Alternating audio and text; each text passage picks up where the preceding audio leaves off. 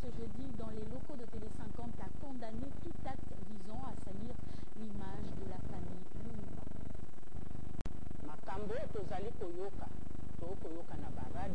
Tout ce qui s'est dit dans la presse, à la télé, n'est pas de la vérité. Nous sommes membres de la grande famille Lumumba éparpillée dans le monde. Et nous disons que c'est une affaire qui n'engage en rien la famille Lumumba.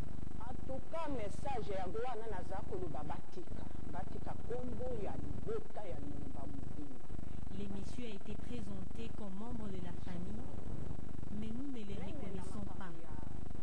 Nous n'avons aucun problème avec une quelconque autorité de Kinshasa, encore moins le président de la République, Joseph Kabila Kabangi.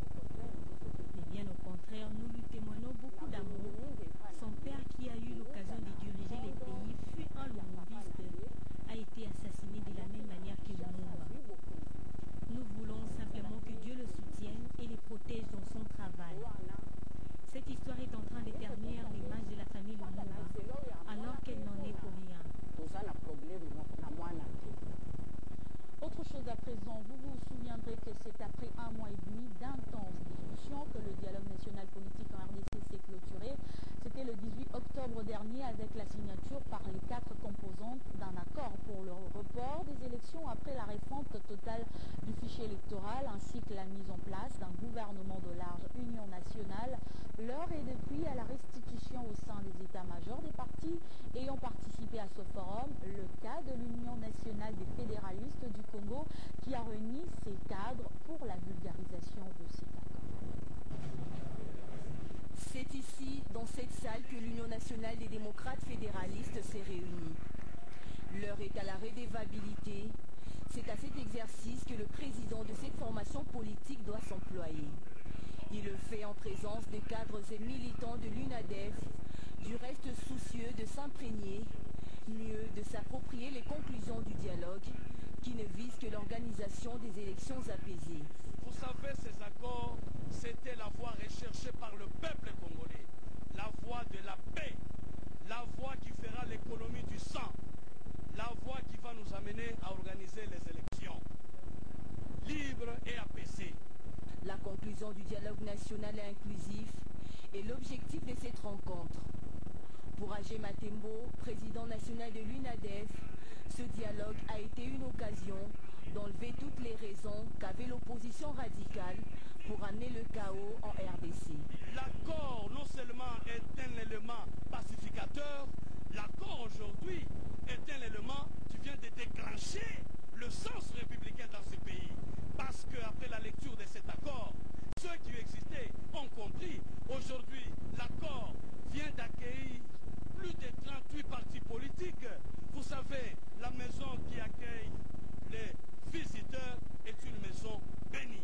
Nous estimons que toutes les solutions qu'on pouvait trouver dans la rue sont trouvées autour de la table. L'UNADEF, ce parti de la majorité présidentielle, s'est prononcé et se rallie derrière leur président Agé Matembo. Tout est donc clair pour ce parti qui compte aussi avec l'application des différentes conclusions du dialogue, avec surtout la signature des accords politiques. Parlons justice à présent. Le tribunal de paix de Kinshasa-Gombe a condamné Simon Misorki à 12 mois de prison ferme. Ce sujet polonais a tenté frauduleusement d'exporter 631 grammes d'or. Il a été arrêté à l'aéroport international de Njili par les agents de la Commission nationale de lutte contre la fraude des minerais. Nous sommes au tribunal de paix Kinshasa-Gombe et à la barre, Simon Mikorski. Ce sujet polonais tentait d'exporter frauduleusement un colis de 631 grammes d'or vers son pays. La Commission nationale de lutte contre la fraude minière a mis la main sur ce dernier à l'aéroport international de Njili, accusé notamment d'achat, d'exportation frauduleuse et de détention illégale d'or. Simon Miskorki a été condamné par les juges du tribunal de paix Kinshasa-Gombe, siégeant en flagrance à 12 mois de servitude pénale.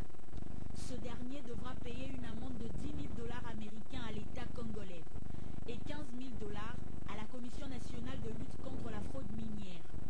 Le tribunal de paix a par ailleurs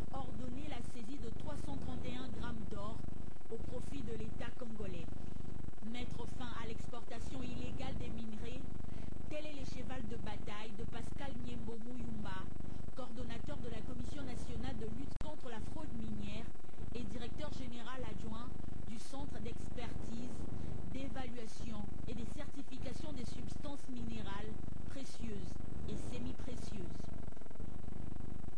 Et puis les élus nationaux des provinces issues du Grand Katanga appellent la population de leurs provinces respectives à s'approprier la révision du fichier électoral pour un enrôlement massif. Déclaration faite ce jeudi à Kinshasa au siège de la Commission électorale nationale indépendante au cours de la rencontre d'échange sur les lancements des opérations de révision du fichier électoral. Ce sont les députés et sénateurs des provinces d'Io-Katanga, Lualaba, Tanganyika et Olomami qui ont franchi les seuils de la Commission électorale nationale indépendante. Ils sont venus s'informer à la source, car l'opération de révision du fichier électoral va être lancée dans leurs provinces respectives.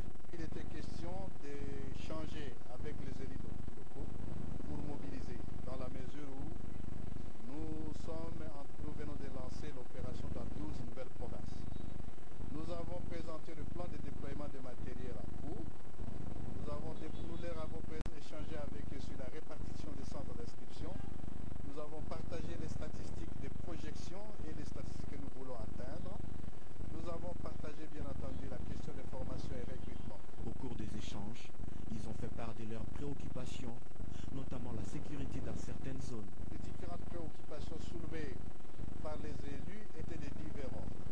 Premièrement, la présence d'opérateurs de saisie importants qui sont qualifiés pour que l'enrôlement se fasse réellement sans problème.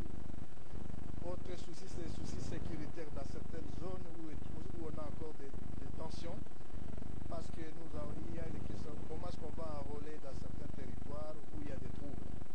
Et là, nous avons dit que de concert avec le gouvernement, nous sommes en train de travailler pour que la paix règne. Ces élus ont promis de se déployer pour accompagner la CENI dans la mobilisation de leurs bases respectives avant de lancer un appel à la population à s'approprier les processus pour un enrôlement massif.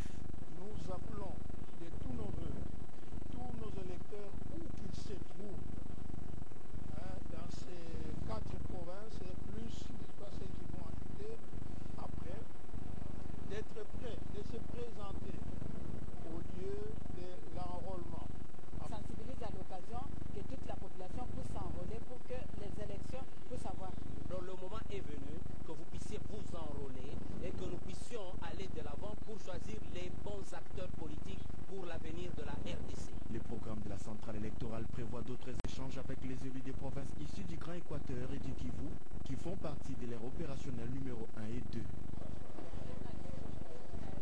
Dans le Maïndombe, après un séjour de travail à l'étranger, le gouverneur de province, Jean-Tiningo Bila, a regagné la ville d'Inongo, chef-lieu de sa province, un retour marqué par un accueil chaleureux de la population de sa province, venue nombreuse. Le numéro 1 du Maïndombe a sensibilisé la population sur les conclusions du dialogue national.